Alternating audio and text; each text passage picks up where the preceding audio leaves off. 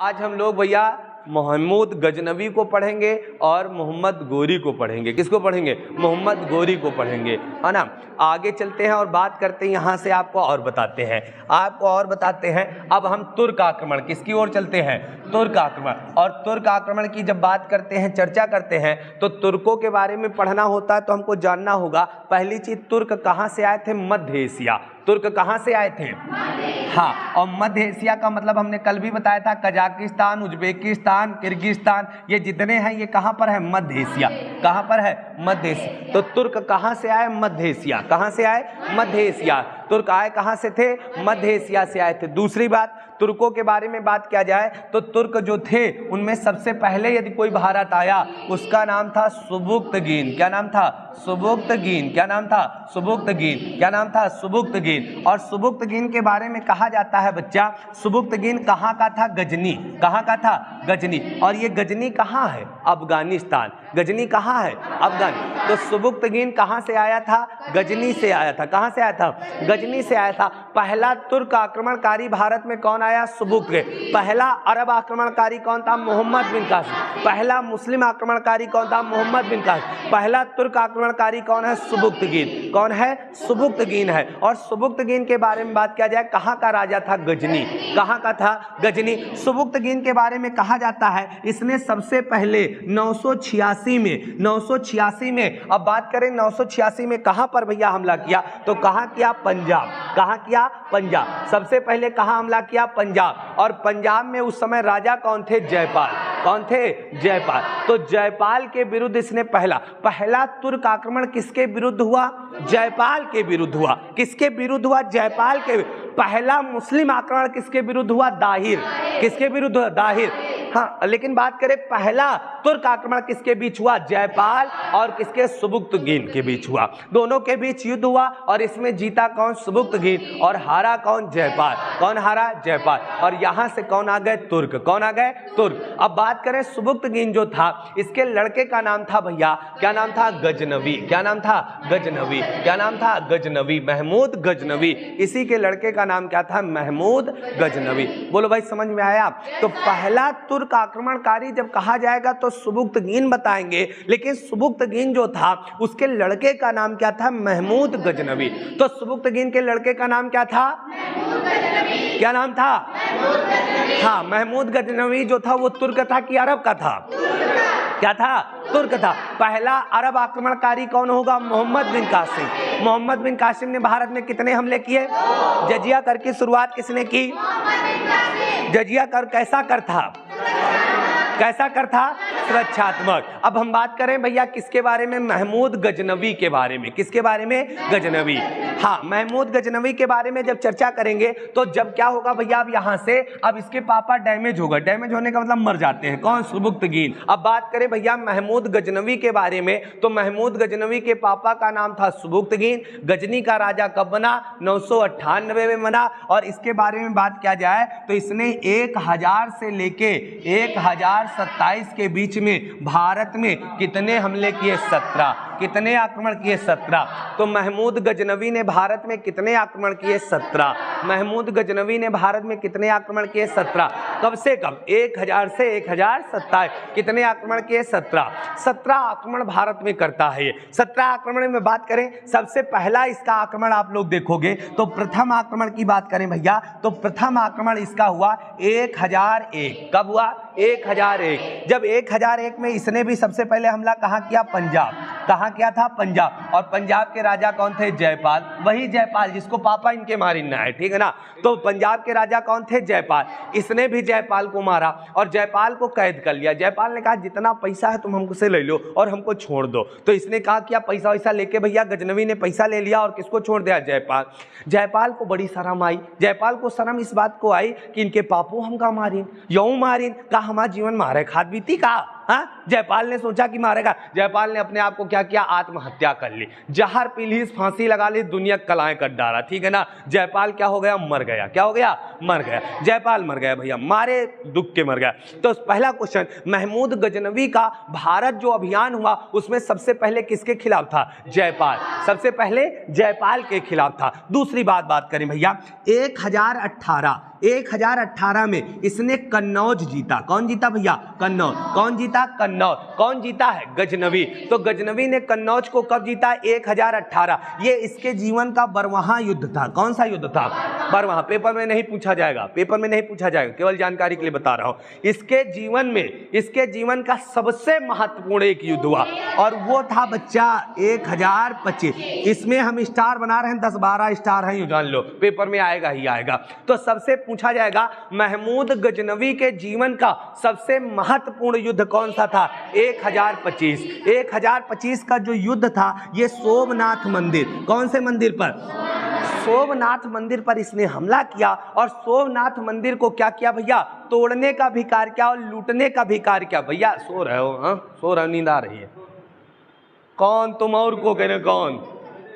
अरे सर जी क्या बच्चा सोने है ना, थोड़ा जोश के साथ बैठो, बोलो, है ना। सोने लगते हो, पता नहीं कैसे हो, अच्छा नहीं लगता हमें। अरे माना करो, पहली चीज तो बात माना करो, इतने बड़े हो गए, बात मानना करो, अपनी गलती को स्वीकार किया करो, पहले चीज मानना सीखो। जीवन में अपनी गलतियां मानोगे तो बहुत आगे भी जाओगे, है ना। हम तुमको कोई सजा नहीं दे रहे हैं कि फांसी लटकाए दे रहे हैं, हम एक बात कह रहे हैं बच्चा, है ना।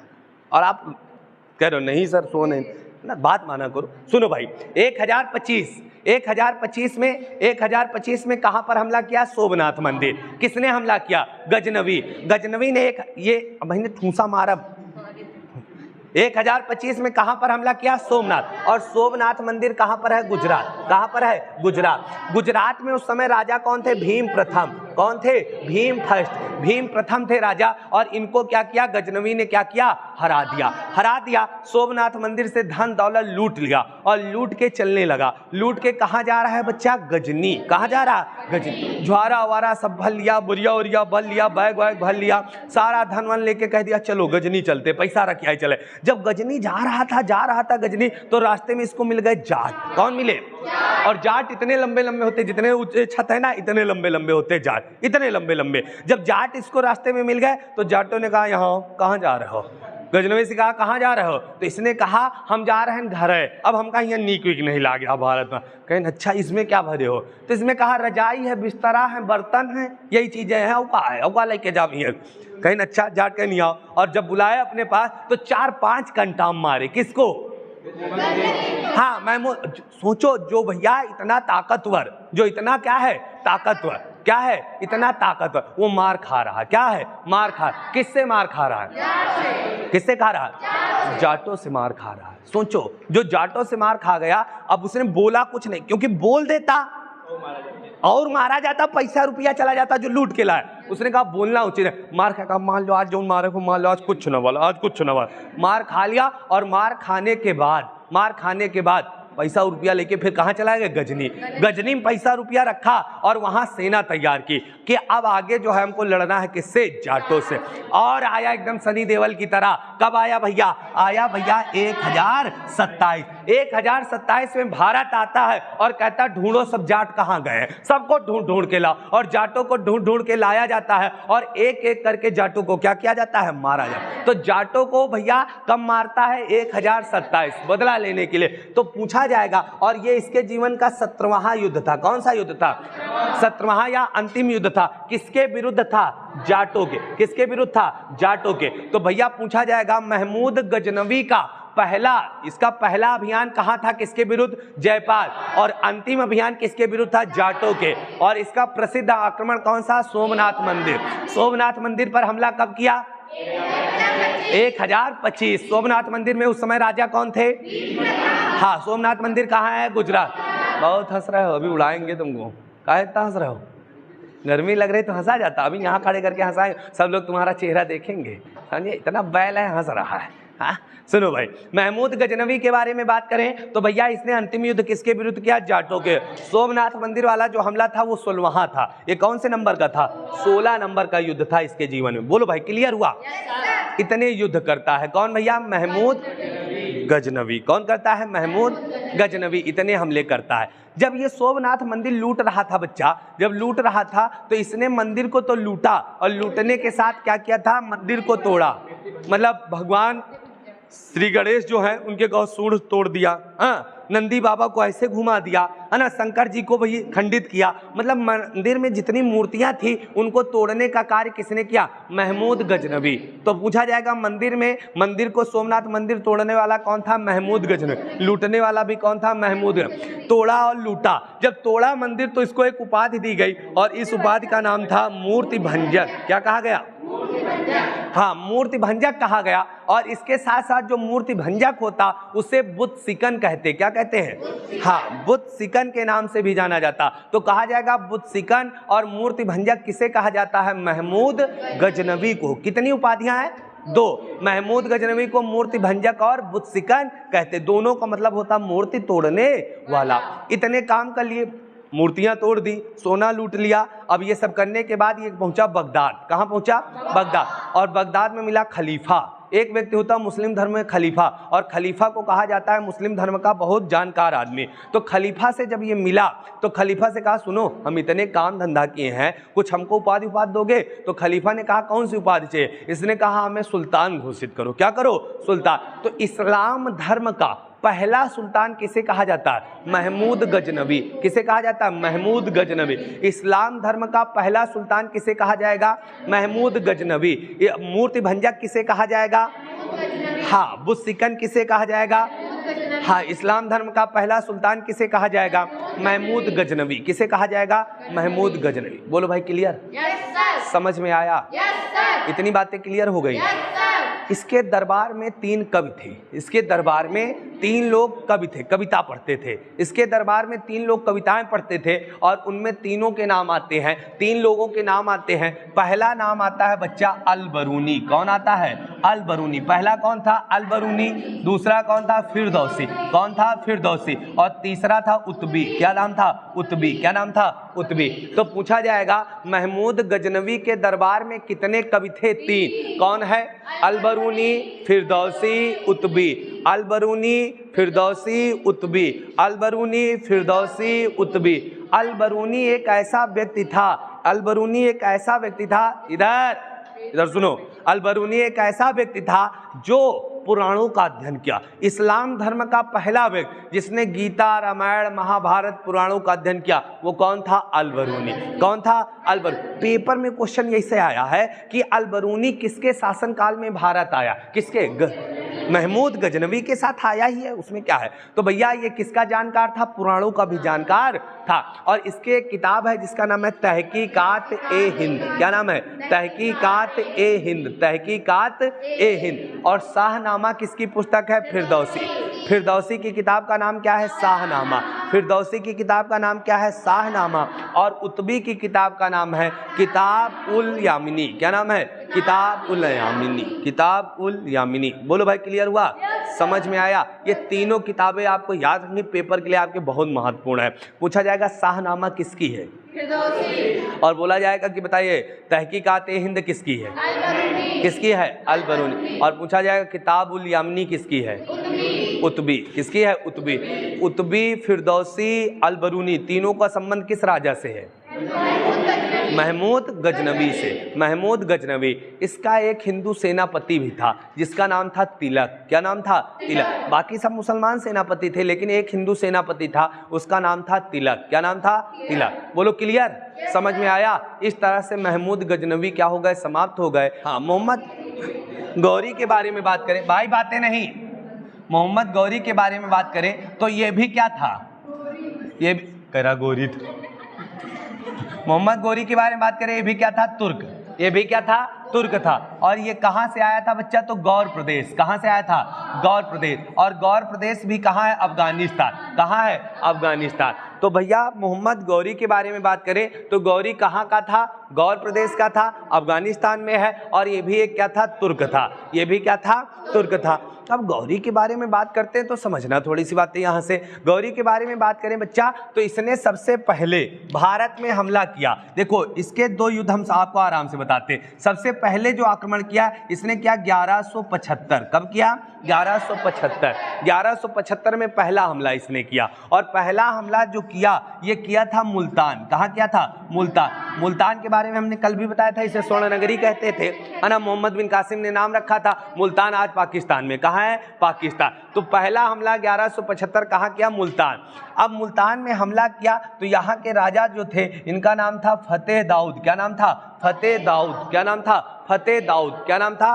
फतेह दाऊद। फतेह दाऊद के विरुद्ध किया। अब पहला युद्ध जो हुआ गौरी का, जो पहला युद्ध हुआ किससे हुआ? फतेह दाऊद से हुआ। और इसमें फतेह दाऊद हार जाता है, जीतता कौन है? गौरी। तो पहला युद्ध कब हुआ? 1175। कहाँ हुआ? मुल्तान। किसके विरुद्ध था? फतेह दाऊद। जीता कौन? गौरी। कौन जीता? गौरी। पहला युद्ध क्लियर हुआ, पहला युद्ध क्लियर। इसके युद्ध ही पढ़ने में। अब आगे बात करते हैं, इसका दूसरा युद्ध होगा 1178। कब होगा? 1178। सुनते रहना। 1178 में जो युद्ध हुआ ये हुआ गुजरात। कहाँ हुआ? गुजरात। कहाँ हुआ? गुजरात।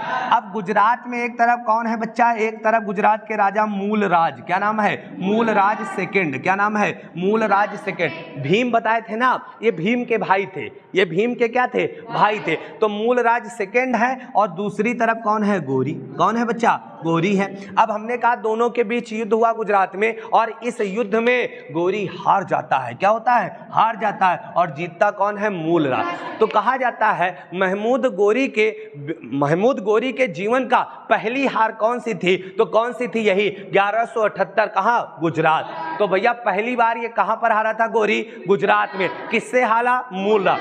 मूलराज ने इसको बहुत मारा बच्चा, बहुत मारा था मूलराज ने। किसको? गौरी को। गौरी को बहुत मारा। गौरी पहले लड़ाई कब आया है? सबसे पहले 1175। कहां से आया था? गौर प्रदेश। और किस दर्रे से आया? खैबर दर्रा। किस पर्वत को पार करके आया? हिंदुकुश पर्वत। सब वही पर्वत बताना बार बार, ठीक है ना। हिंदुकुश पर्वत पार करके आया था। किस दर्रे से आया था? खैबर दर्रा। और कहां आया? सबसे पहले मुल्तान। मुल्तान में किसे हराया? फतेह दाऊद। किसे हराया? फतेह दाऊद। कब हराया? 1175। दोबारा ये कब आया? 1178। किसे हराया?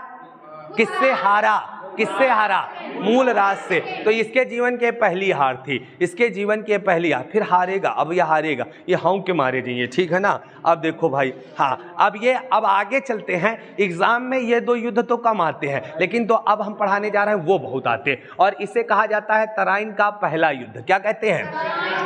हाँ, अब समझना, तराइन का क्या कहेंगे? पहला युद्ध। तराइन का जो पहला युद्ध हुआ, सुनना भाई, तराइन का जो पहला युद्ध हुआ वो हुआ 1191। कब हुआ?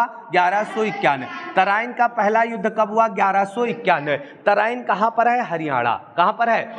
तराइन कहाँ पर है? हरियाणा। हरियाणा में एक स्थान है, उसका नाम क्या है? तराइन। क्या नाम है? तराइन। तो तराइन का पहला युद्ध कब हुआ? 1191। अब तराइन के बारे में जब बात करते हैं तो आपको पता होगा, जब हम मानचित्र देखते हैं तो मानचित्र आप देखोगे तो ये हरियाणा है, ये दिल्ली है और ये क्या है? राजस्थान। ये क्या है? राजस्थान। जब आपको दिल्ली पर अधिकार करना है तो आपको जाना कहाँ से है? राजस्थान से। या दिल्ली के बगल में कौन है? राजस्थान। तो दिल्ली का सफर तय करने के लिए आपको कहाँ लड़ना होता था? राजस्थान के लोगों से। और जितने राजपूत थे, जितने लड़ाकू लोग थे भारत के, वो सब कहाँ रहते थे? राजस्थान। कहाँ रहते थे? राजस्थान। कहाँ रहते थे बच्चा? राजस्थान। तो बात क्या जाए, ये राजस्थान क्या था? वीरों की धरती थी बच्चा। बगल में कौन था? दिल्ली। और उसके बगल में क्या था? हरियाणा, जहां कौन सा स्थान है? तराइन। क्या नाम है? तराइन। तो तराइन का पहला युद्ध कब हुआ? 1191। कब हुआ? 1191। सुनना भाई, तराइन का जो पहला युद्ध हुआ किसके विरुद्ध हुआ बच्चा? तो एक तरफ है पृथ्वीराज। कौन है? पृथ्वीराज। और दूसरी तरफ कौन है? गौरी। कौन है? गौरी। और ये कहां पर है? हरियाणा। कहां पर है? हरियाणा। कहां पर है? हरियाणा। सुनना, पृथ्वीराज चौहान के बारे में कहा जाता है बच्चा, पृथ्वीराज चौहान इतने बहादुर थे, इतने बहादुर थे, आपने पढ़ा होगा पूरे इतिहास में आज तक दो लोगों को केवल शब्दवेदी बाण चलाने आते थे। शब्दवेदी बाण का मतलब समझ रहे हो ना? पता चले बगल वाली क्लास में तुमने बोला और हम बाण मार दे तुमको लग जाए, वो कौन सा बाण है? शब्दवेदी बाण। शब्दवेदी बाण केवल दो लोग चलाते थे। एक राजा दशरथ चला लेते थे, श्रवण कुमार वाली कहानी में सुने होंगे, और दूसरे कोई थे तो पृथ्वीराज। इसके अलावा शब्दवेदी बाण कोई चला नहीं। शब्दवेदी बाण केवल दो लोग चलाते थे। एक कौन था? पृथ्वीराज। और दूसरे कौन थे? राज। ना भगवान राम चला पाए हैं, ना भैया श्री कृष्ण चला पाए हैं, ना अर्जुन जो बहुत अच्छे निशानेबाज थे, अर्जुन भी नहीं चला। शब्दवेदी बाण कौन चला लेता था? पृथ्वीराज और राजा दशरथ। कहते हैं पृथ्वीराज के बारे में, पृथ्वीराज चौहान जब चलते थे तो बताते हैं इनका जो घोड़ा था वो सुपरसोनिक मिसाइल की तरह भागता था। सोच सकते हो रहा सुपरसोनिक मिसाइल का मतलब, सोच रहे बटन दाबे अमेरिका में गिर गया जाए, इतनी तेज भागती है, सबसे तेज भागती है ना, हाइपरसोनिक सुपरसोनिक पढ़े होंगे ना आप लोग तो, मिसाइल तो इतनी तेज भागती है, इनका घोड़ा इतनी तेज चलता था पृथ्वीराज। कहते पृथ्वीराज चौहान जब मैदान में आते थे तलवार लेके, जब इनकी तलवार एक बार चलती थी तो लगभग 5000 लोगों के सिर काटती थी। एक बार तलवार चलाते थे 5000 लोगों के सिर काट देती थी। और 10 किलोमीटर इनके अगल बगल कोई नहीं रहता था। 10 किलोमीटर जब युद्ध के मैदान में जाते थे तो 10 किलोमीटर एक बार में ले लेते थे, क्योंकि घोड़ा इतनी तेज इनका चलता था। तो ये पृथ्वीराज चौहान थे। और इस गोरी इतना बैल है, इतना बैल है, जब तुमको मूल राज ने मारा, अब यहां नहीं देखे हो कि मूल राज तुमका गिराए मारी है, जो उनको लायक नहीं रहे, तुम लड़े कहते आगे हो, पृथ्वीराज से लड़े हो। 21-22 साल का जवान पृथ्वीराज चौहान शब्दवेदी मार चला लेता है और उसकी तलवार में इतनी ताकत है, तुम उससे लड़ने आए हो भाई, जीत पाओगे? जीत पाओगे क्या?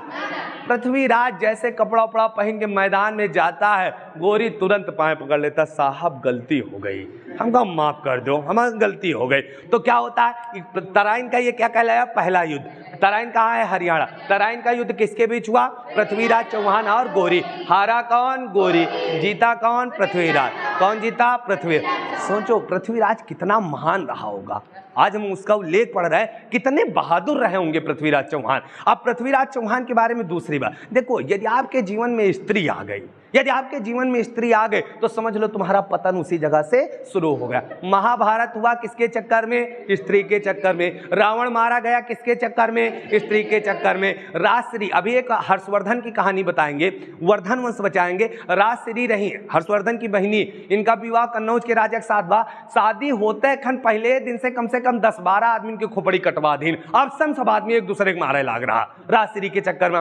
और बात करें पृथ्वीराज चौहान के जीवन में भी कौन आ जाएगी, स्त्री, और इनका भी पतन धीरे धीरे क्या होगा, शुरू हो जाएगा, शुरू हो जाएगा बच्चा, समझ रहे हो। अब सोचो कितना बहादुर आदमी है, कितना बहादुर आदमी। आज मोदी जी जो है शादी करने के बाद छोड़े ना होते तो प्रधानमंत्री ना बन पाते। अटल जी ने शादी नहीं की तभी तो प्रधानमंत्री, अच्छे प्रधानमंत्री बन पाए, है ना। और जिसका विवाह हो जाता उसका जीवन एकदम बैलों की तरह कटता है बच्चा, हाँ बहुत कष्ट है। स्त्री आ गई आपके जीवन में, महिला आपके जीवन में प्रवेश कर गई, उसी दिन से आप पीछे हो जाओगे। देखो कैसे हो रहा। आप इतिहास कोई भी उठा लो, पूरे इतिहास में जितने भी युद्ध हुए, जितने भी सब कुछ हुआ, केवल किसके लिए हुआ, स्त्रियों के लिए हुआ। किसके लिए हुआ, स्त्री के चक्कर में हुआ था। सब युद्ध हुए। रावण से बड़ा ज्ञानी आज तक पैदा ही नहीं हुआ।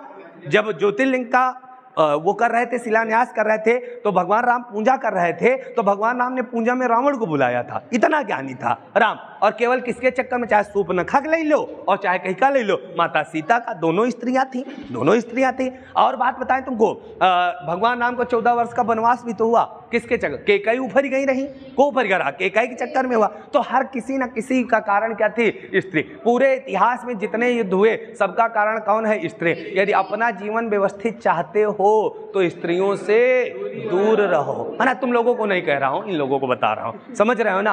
अच्छा जीवन चाहते हो, नहीं तो जिस दिन स्त्रियां प्रवेश कर गई जीवन में, जिस दिन तुम्हारी शादी विवाह हो गया, उसी दिन से तुम्हारी जिंदगी उल्टी शुरू हो जाती है, मतलब समझ लो। फिर पीछे 100, 99 ऐसे शुरू होती है। अभी आप 1, 2, 3 बढ़ रहे हो, ठीक, उसी दिन से आप पीछे हो जाओगे, समझे ना। तो पतन का कारण पूरे इतिहास में कौन रहा है, महिलाएं नहीं बच्चा, है ना, महिलाएं नहीं है। अब जोधाबाई जैसी महिलाएं नहीं हो सकती है ना, है ना, खैयस कराए रहती अब तो महिलाएं। सुनो आओ, अब बात करें पृथ्वीराज चौहान, तराइन का पहला युद्ध जीत गए। इधर हम बात करें तो समझना, अब आप देखोगे तो दिल्ली ये है, ये दिल्ली है, ठीक। इधर क्या है, हरियाणा, ये क्या है, हरियाणा, और ये क्या है, राजस्थान। पृथ्वीराज कहाँ के हैं, राजस्थान। और ये वाला क्षेत्र देखोगे, ये वाला, ये क्या है, कन्नौज, ये क्या है, कन्नौज। इधर कन्नौज के राजा है जयचंद्र, कौन है, जयचंद्र। कन्नौज के राजा कौन है, जयचंद्र। जयचंद्र भी क्या है, छत्री है, क्या है, छत्री। जयचंद्र भी इच्छा है जयचंद्र की कि हम भी कहाँ के राजा बने, दिल्ली के। बाकी पृथ्वीराज तो इतने अच्छे अच्छे कार्य कर रहा, सबको हरा रहा, युद्ध लड़ रहा, तो राजा बनना किसे चाहिए, पृथ्वीराज। तो ज्यादा उम्मीदें हैं किसकी बनने की, पृथ्वीराज। पूरे भारत में चर्चा हो रही किसकी, पृथ्वीराज की। जयचंद्र से कहो बोल ही नहीं रहा, क्योंकि जयचंद्र कबो जीत ही नहीं पावत रहे कहूं से। तो जयचंद्र कहाँ के राजा है, कन्नौज के। कहाँ के हैं, कन्नौज के। और जयचंद्र पृथ्वीराज से सीनियर भी थे, बड़े भी थे पृथ्वीराज से। तो जयचंद्र की इच्छा थी कि हमको कहाँ का राजा बनाया जाए, दिल्ली का। इसलिए जयचंद्र नफरत करने लगे थे किससे, पृथ्वीराज चौहान से। किससे करने लगे थे? पृथ्वीराज चौहान से। लेकिन जयचंद्र की एक पुत्री थी जिसका नाम था संयोगिता। क्या नाम था? जयचंद्र की पुत्री का नाम क्या था? संयोगिता। संयोगिता कहाँ रहती रही? कन्नौज में। कहते हैं संयोगिता इतनी सुंदर थी बच्चा कि बताते जैसे अप्सरा रही हो कोई। संयोगिता इतनी सुंदर थी बच्चा। और संयोगिता के बारे में कहा जाता है इतनी सुंदर थी कि अगल बगल के जो छोटे छोटे राजा थे एक दूसरे में लड़ा करत रहे। जैसे हम राजा, हम संयोगिता शादी कर भी कहते रहे, हम करा कहो इनके गटाई हम काट दे, हम काट दे, मतलब संयोगिता पतो नहीं ना। और यहाँ खैस मचा रहा था, समझे ना। तो संयोगिता इतनी सुंदर थी। किसकी पुत्री थी संयोगिता?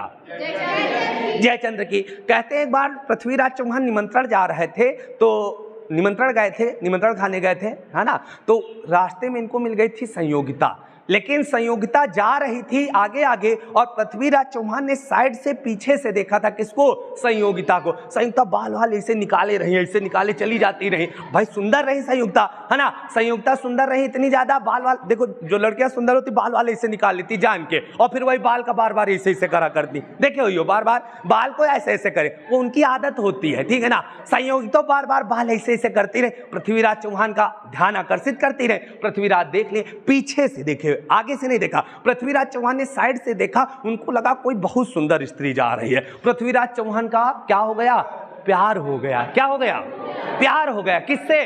संयोगिता से। अबे मुंह नहीं देखनी है, ऐसे प्यार हो गया। कहीं का? पृथ्वीराज का। किससे हो गया? संयोगिता। देखो लड़कियां होशियार होती बच्चा। संयोगिता केवल पृथ्वीराज की कहानियां सुनती थी कि पृथ्वीराज इतने बहादुर हैं और इतने ज्यादा तेज उनका घोड़ा चलता है और इतने ज्यादा ताकतवर है और राजा है, पैसा रुपया है। लड़कियों को पैसा रुपया चाहिए बच्चा, है ना। एक सुंदर हो लड़का, दूसरा पैसा रुपया हो, और दोनों चीजें किसके अंदर थी? पृथ्वीराज। तो संयोगिता को भी कहानी सुने सुने प्यार कहते होगा पृथ्वीराज। कोई एक दूसरे के देखिस नहीं, प्यार होगा, ठीक है ना। दोनों के बीच में क्या हो गया? प्यार हो गया, है ना। प्रेम हो गया दोनों के बीच, पृथ्वीराज चौहान और किसके बीच में? संयोगिता। यहाँ तक बढ़िया रहे पृथ्वीराज। अब जैसे प्रेम हो, अब देखो का हो खैया शुरू। अब जयचंद्र की पुत्री कौन थी? संयोगिता। अब जयचंद्र तो नफरत किससे कर रहा है?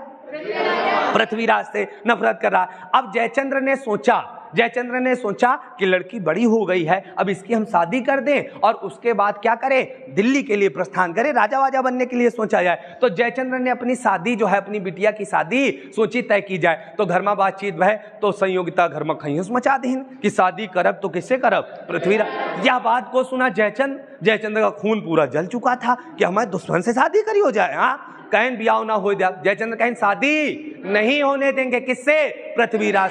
संयोगिता रोए पूरा घर भरे दे उभरी जा रही संयोगिता, ठीक है ना। और भैया संयोगिता ने कहा शादी करेंगे तो किससे करेंगे? पृथ्वीराज से करेंगे। जयचंद्र ने कहा करने नहीं देंगे। जयचंद्र ने घोषणा करवा दी, अपने अगल बगल चारों तरफ घोषणा करवा दी कि संयोगिता का विवाह स्वयंवर होगा। क्या होगा? स्वयं। पहले ये नहीं होता कि आगे किनारे घूमो, पूछा जाए कबूल है कि नहीं कबूल है, ये सब कुछ नहीं होता। पहले माला पहना दो बस ब्याह होगा। पहले क्या काम होता? माला पहनाओ, शादी खत्म, ठीक है ना। तो संयोगिता के लिए क्या हो रहा है? स्वयंवर। स्वयंवर कहाँ होगा? कन्नौज। कहाँ होगा? इधर वाले राजा तो सब चाहते रहे, निहारते रहे, संयोगिता खाली एक बार हमें कहती देख ही ले, है ना। अब संयोगिता के स्वयंवर में इन लोगों को बुलाया गया। इनके पास अपड़ा कपड़ा नहीं रहे, उधार लेके आए, ओट कोट पहन के। सब राजा कोट ओट पहन के कहाँ पहुंच गए? कन्नौज। कहाँ पहुंच गए? कन्नौज में पूरी सभा लग गई, राजा महाराजा सब बैठ गए। लेकिन पृथ्वीराज चौहान को बुलाया नहीं गया। पृथ्वीराज चौहान को नहीं बुलाया गया। कहते हैं जयचंद्र ने पृथ्वीराज का अपमान करने के लिए एक स्टैचू बनाया, एक मूर्ति बनाई और उस मूर्ति को गेट पर खड़ा कर दिया। मतलब ये दिखाना चाहता था कि पृथ्वीराज जैसे लोग हमारे यहाँ क्या है? दरबारी है। क्या है? दरबारी है। इतना अपमान किया। और इधर संयोगिता उभरी जा रही है कि पृथ्वीराज नहीं है तो हमारी शादी ना हुई, मनपसंद विवाह नहीं होगा, हम परेशान हुई रहे ना। तुरंत अपनी सहेली भेजिन संयोगिता। कहाँ? हिया सहेली भेजिन कहाँ? राजस्थान। राजस्थान किसके पास? सूचना दो जाए कि संयोगिता आज जाए वाली है। पृथ्वीराज के पास सूचना जैसे पहुंची, और पृथ्वीराज का घोड़ा कैसे था? सुपरसोनिक था। जैसे सूचना मिली धाए से आ गया भाई। तो तुरंत सूचना जैसे मिली, पृथ्वीराज चौहान कहाँ पहुंचे? कन्नौज। संयोगिता भाई ब्यूटी पार्लर से एकदम तैयार हुई के आ गई रही, माला ले घूम रही। राजा सब कोट वोट पहने देखा थे, कासम का डाल दे, कासम का डाल। सब राजा निहार रहे, नंबर आ रहा। तब तक पृथ्वीराज चौहान एकदम सनी देओल की तरह एंट्री हो गई, है ना, सनी देओल की तरह एंट्री हो गई। किसकी? पृथ्वीराज चौहान। और संयुक्ता इतना देख के खुश हो गई, चलो हीरो आ गया, ठीक है ना। संयुक्ता इतना देख के क्या हो गई? खुश हो गई। और तुरंत पृथ्वीराज चौहान जैसे नीचे उतरे घोड़ा, संयुक्ता ने क्या किया? माला डाल दिया संयुक्ता ने। और क्या हो गई? शादी किससे हो गई? पृथ्वीराज चौहान। हाँ, क्या बिटिया? स्टैचू क्या? माला पिक्चर में तो दिखाया गया, ये नहीं था, ये नहीं। हाँ, माला स्टैचू पे नहीं डाला था। पृथ्वीराज चौहान पर माला डाल दिया। और पृथ्वीराज चौहान अब माला डाल दी तो पत्नी हो गए, हमें पत्नी को कुछ कह लेगा। पृथ्वीराज तुरंत घोड़ा में बैठाने लेके चले गए। और तुरंत पृथ्वीराज घोड़ा में बैठाए, सुनो दिक्कत अब शुरू होगी। अब पृथ्वीराज घोड़ा में बैठाए, राजस्थान नहीं गए, आगे गोवा। कहाँ आगे? गोवा। पूरी कहानी तो अब बदल गई। पृथ्वीराज चौहान गोवा ले घूम रहे, कहीं का? संयोगिता का गोवा से आगे मालदीव घूम रहे हैं। मालदीव से श्रीलंका से अंडमान निकोबार से बंगाल की खाली में उड़ रहे हैं। खाली 24 घंटा संयोगिता कैसे निहारा करे पृथ्वीराज चौहान। सोचो, जो इतना बहादुर रहा होगा वो संयोगिता के चक्कर में देख रहे हो क्या हाल होगा है, देख रहे हो। हाँ, कैसा हिया फोन जा रहा राजस्थान से, कहाँ हो अयो, लड़ाई वड़ाई चले गए कि नहीं चले? अभी हमसे कुछ ना बोलो, अभी हम घूम ले। सालन बीत गया भैया, इधर सालों बीत गए। पृथ्वीराज चौहान घूम रहा है, विलासता पूर्वक जीवन काट रहे हैं। इधर जयचंद्र अपने अपमान का बदला लेने के लिए, ओके बिटिया को उठा ले जो है तो बदला नहीं लेगा, बदला लेने के लिए गौरी को फोन किया। कहा, गौरी तुम कहाँ हो? गौरी कहने मार खा के ना, अब हम घर में हम नहीं पे।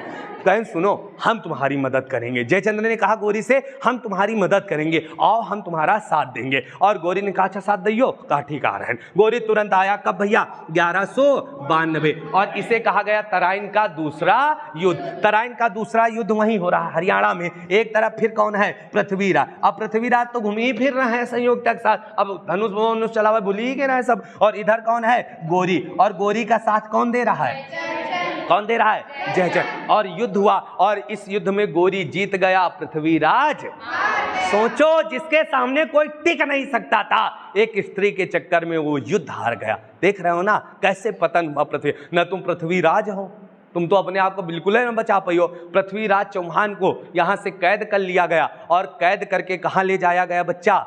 अफगानिस्तान। कहाँ ले जाएगा? अफगानिस्तान। पृथ्वीराज चौहान की आंखें निकाल ली गई, पृथ्वीराज चौहान की आंखें निकाल ली गई। एक साल बाद फिर संयोगिता से मिल नहीं पाए, न देख पाए हैं। अरे आराम से दिखती हूँ, सालन देख हम लगा दी खंजर सोएगा। संयोगिता को क्या हुआ बच्चा? कहते हैं पृथ्वीराज चौहान की आंखें निकाल ली गई। और आंखें निकालने के बाद इनके एक दरबारी था, चंदबरदाई। पृथ्वीराज रासों के रचनाकार वही हैं। चंदबरदाई बताते हैं कि जब पृथ्वीराज चौहान वहां पर थे, कैद में थे, तो एक बार एक सभा चल रही थी, और सभा में चंदबरदाई और पृथ्वीराज ने निर्णय किया था कि गौरी को मारना है, क्योंकि पृथ्वीराज चौहान शब्दवेदी वार चलाते थे।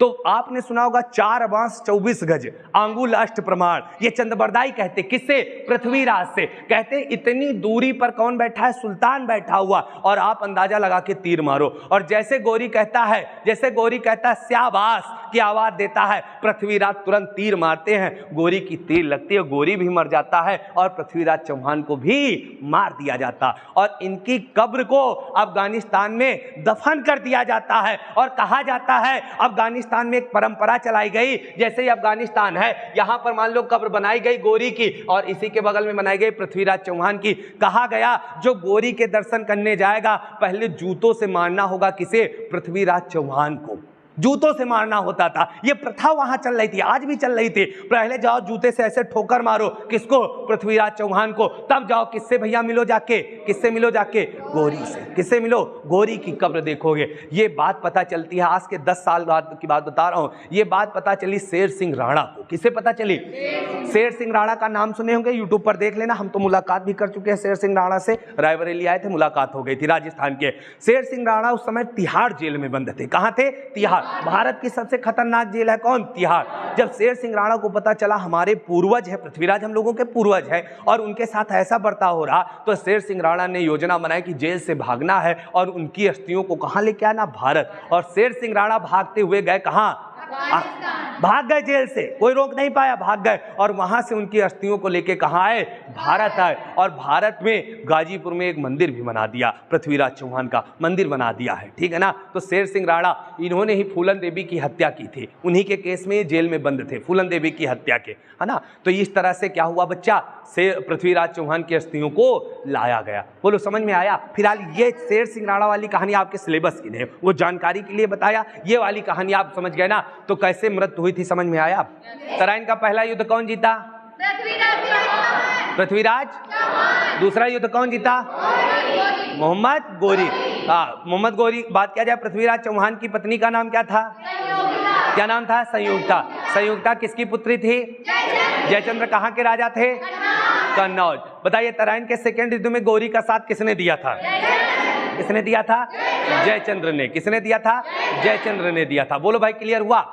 अब आगे चलते हैं। तो जैसे बात करें यहाँ से तो आपको पता होगा जैसे यहाँ सब्जी बिकती है, इस समय सब्जी बिकती है, बैल बिकते हैं, बकरियां बिकती हैं, भैंस बिकती है। उस समय गुलाम बिकते थे। गुलाम का मतलब समझ रहे? लोग बिकते थे। जैसे ये मंडी लग गई लोगों की, जैसे इनको खरीदना, मोटे ताजे हैं तो इनका 40 रुपया लग गया, ये कमजोर हैं तो इनको 30 रुपया लग गया, ये छोटे हैं इनको 20 रुपया लग गया। तो जिसको जैसा आदमी चाहिए वैसा खरीदता था। तो भैया मोहम्मद गोरी ने खरीदे थे गुलाम, और उस गुलाम में एक का नाम आता है कुतुबुद्दीन ऐबक। क्या नाम आता है?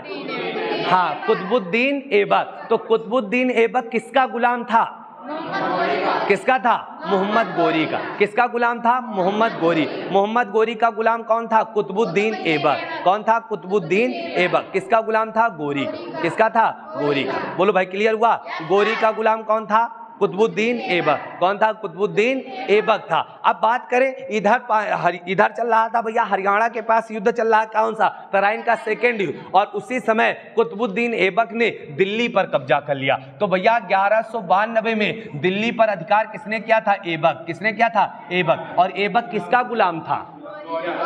गौरी का गुलाम था। गौरी के लिए कब्जा कर लिया ऐबक ने, ठीक है ना। 1100। अब बात करें तो जयचंद्र ने साथ इस बेस पर दिया था कि तुम यहां से क्या करोगे? युद्ध लड़ने के बाद चले जाओगे। लेकिन गौरी कह रहा अब हम थोड़ी जाएंगे, हमको अच्छा लग रहा है यहीं रहेंगे, नहीं जाएंगे, लूटेंगे तो, और कन्नौज पर भी हमला करेंगे। और कन्नौज का राजा कौन था? जयचंद्र। अब जयचंद्र ने कहा ये तो गलत हो गया, हम तुम्हारा साथ दिन, अब तुम हमाइन का युद्ध करियो। तो अब होने जा रहा भैया तराइन का सेकेंड युद्ध। अब इसके बाद होगा भैया 1194, और इसे कहा जाता है चंदावर का युद्ध। क्या कहते हैं? चंदावर का युद्ध। और चंदावर का युद्ध कहाँ होगा? कन्नौज। कहाँ होगा? कन्नौज। और कन्नौज हमें होगा, इसीलिए चंदावर का युद्ध कहो चाहे कन्नौज का युद्ध कहो, किसके बीच होगा? एक तरफ क्या है? जयचंद्र है। एक तरफ क्या है? जयचंद्र। और एक तरफ कौन है? गोरी। और गोरी ने अघा के किसे मारा? जयचंद्र। और जीता कौन भैया? गोरी। देखियो ना, एक तरफ वो 7 दिन है ना, इसीलिए कहते कभी अपने लोगों के साथ धोखा नहीं कर। ये तो अपने दमादे के साथ जयचंद्र धोखा कर देना, किसके साथ कर दिए? पृथ्वीराज। पृथ्वीराज देखो, पृथ्वीराज चौहानों मारे गए, संयोगी तो सती हो गई थी। आपने सुना होगा जौहर। जौहर सुनते हो? पहले राजपूत जो होते थे, राजपूत में क्या होता था, जैसे युद्ध लड़ने गए, युद्ध के नियम होते थे। जैसे युद्ध लड़ने गए, युद्ध में जैसे हम एक राजा एक तुम राजा हो, इनको जैसे हमने मार लिया, इनको मार दिया, तो इनकी जितनी सेना होती थी उस पर अधिकार किसका हो जाता था? हमारा। इनकी जितनी पत्नियां होती थी उन पर अधिकार किसका हो जाता था? हमारा। तो ये होता था युद्ध में। तो जब राजपूत लड़ने जाते थे, जब वो क्या होते थे बच्चा, वो जब वीर गति को प्राप्त हो जाते थे लड़ते लड़ते, तो यहाँ पर पत्नियां जो होती थी, उनकी स्त्रियां जो होती थी, एक कुंड बनाती थी और उस कुंड में अपने आप को जला देती थी। उस घटना को बोलते हैं जौहर। क्या बोलते?